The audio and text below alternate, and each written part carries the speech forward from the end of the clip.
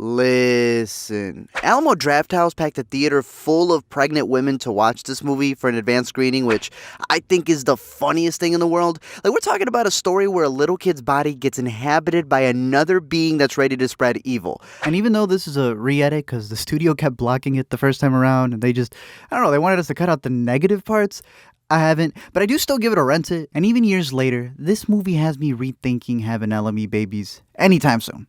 Still. Let me explain. So the movie starts off in Ohio where a serial killer named Edward is kidnapping women. He's cutting off their hands and then doing this weird ritual with their limbs as he hums a Game of Thrones like hymn. This dude is known as the Thrush Creek Killer, who eventually gets caught when one of his victims gets away and someone gives her a hand to escape.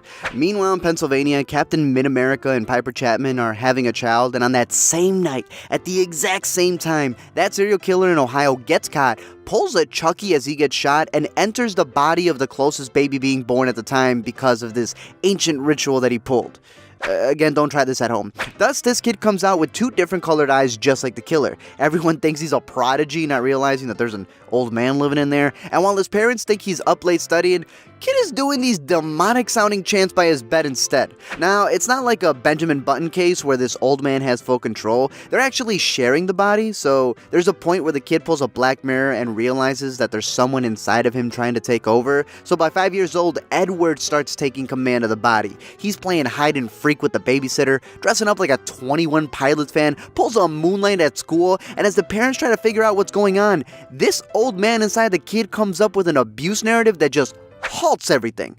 Now, there's a lot, and I mean a lot of creepy kid movies coming out, and I think the reason they personally irk me is because I don't know how you get out of that situation. Like, if there's a grown killer, right? Y'all just tell people and they'll be on your side. If there's a monster, you just gotta show them proof. Hell, if there's a possessed doll, I'm pretty sure you can still sway people to believe in you. But a kid? Bro, they can straight knock somebody out at school, and the next day that kid will be served fruit snacks and an apple juice by a therapist caressing them about their past. Y'all don't remember what they did to Michael? So the mom then decides to start recording the kid mumble rapping at night and realizes that he's speaking an ancient Hungarian language that less than 4,000 people know, so it pretty much narrows it down to who it could be. But the funniest part, though, is when a doctor, a scientist, someone in the medical field suggests that it's reincarnation and doesn't think twice about it. Now, I'm watching the movie, so I know that's what it is, but lady, you have a degree. Mom then goes down a rabbit hole of research as she tries to connect this deceased serial killer to her son.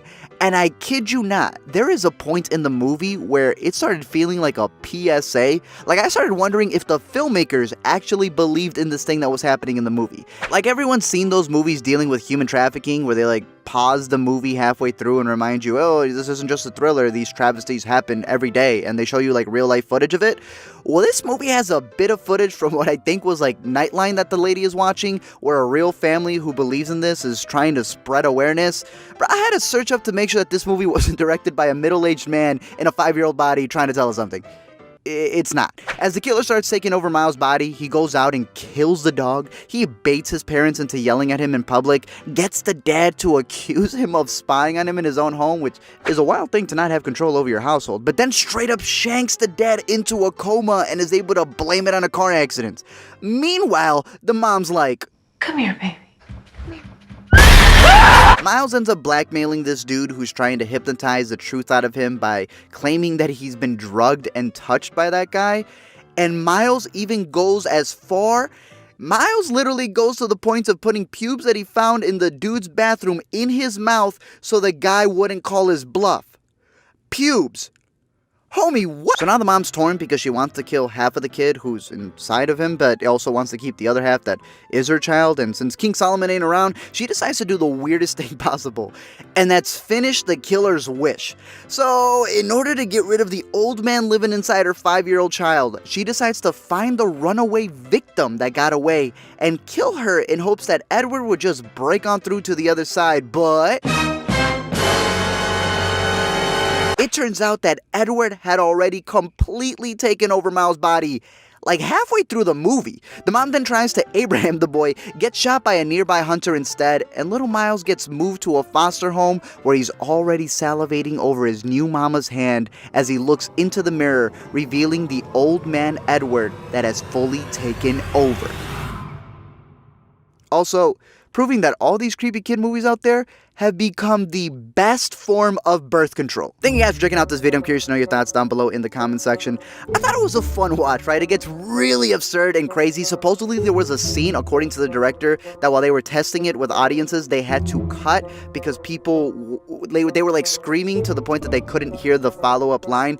I don't know, could be just marketing, but I think that's pretty interesting. I always find it interesting that they have to ADR the kid's lines. Like, the kid can't say stuff like, I'm putting pubes in my mouth. So I don't know how they like mess around with it in the editing bay. Like, do they just get him to say the entire alphabet and then Siri him?